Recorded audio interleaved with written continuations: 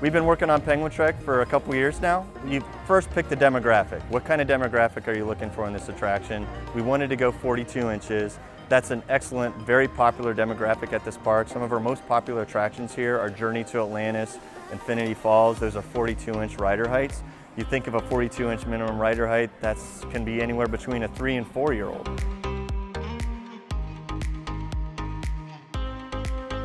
We wanted to have an experience, like an adventure type attraction. Antarctica was really easy to gravitate to. The pandemic hit, obviously, so we had Empire of the Penguin kind of down for a long time. It was a really easy location to go to initially, because it's always more difficult to build an attraction on an existing site than it is on any kind of greenfield site.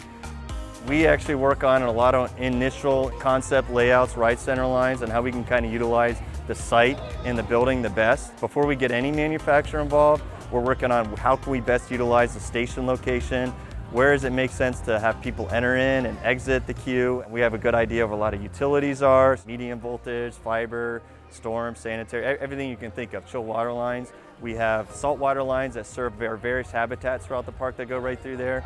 So we have a good idea of where those are.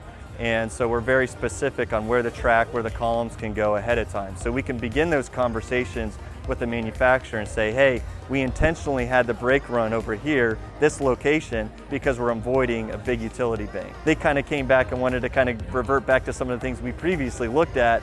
However, we knew where the utilities were. We said, no, we really can't go there. It's going to be very, very expensive if we kind of change the layout there. So we went through many different layouts, a lot of different changes. You have to be very careful with the demographic you pick to make sure that it's not too scary, it's not too intense, it's not too dynamic, not too thrilling. So we do feature 2 launches on this attraction, but they're not intense, super intense launches. So we have to watch our accelerations, we have to watch our banking on our track to make sure that the transitions are very smooth, yet very interesting, right? There's no inversions on the ride. That tends to scare a lot of the younger kids away, so we don't want to feature any inversions. It's a really interesting layout. It's a lot of quick changes in directions, turns. My favorite element on the ride, I'll go ahead and say it, it's called an uphill flip-flap. It's right after the first launch. You go along a 180-degree curve, you come back behind Antarctica, between Manta and Antarctica, and it's basically like uphill zigzag, change direction, then you go back down.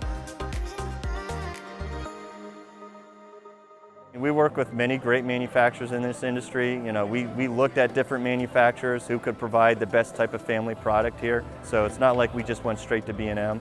We did look and study different options out there.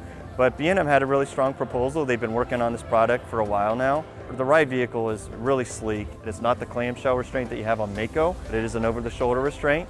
Very comfortable, very smooth. They're great engineers. We have a great level of trust and respect and transparency working with B&M, and I think we're going to have a really great, impactful attraction on Penguin Trek, so we're really excited about it.